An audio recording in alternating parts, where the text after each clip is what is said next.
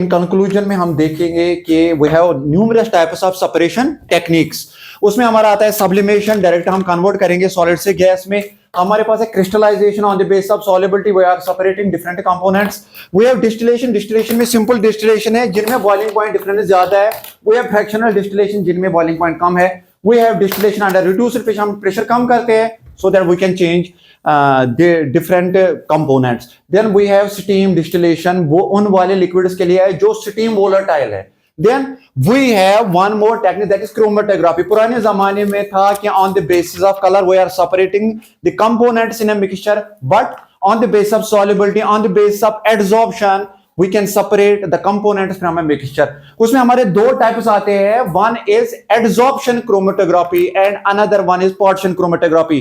Adsorption chromatography में हमारे दो फेजेस होते हैं, एक होता है स्टेशनरी फेज, एक होता है मोबाइल फेज। स्टेशनरी फेज का मतलब होता है जो सिलिका का बना हो, जो एल्युमिना का बना हो। मोबाइल फेज में एक लिक्विड या मिक्सचर ऑफ लिक्विड्स होंगे।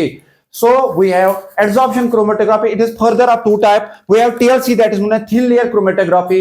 On the basis of RF value, we can determine what is the distance between two components. So आराम से हम separate कर सकते हैं।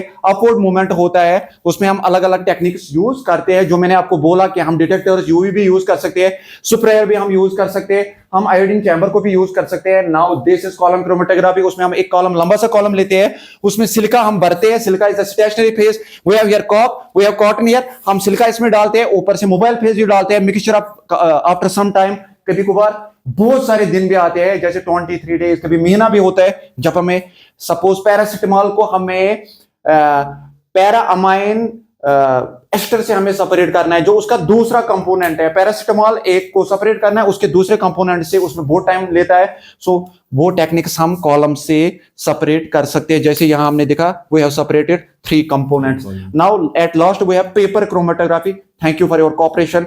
जबरदस्त कोऑपरेशन रहा। Thank you sir.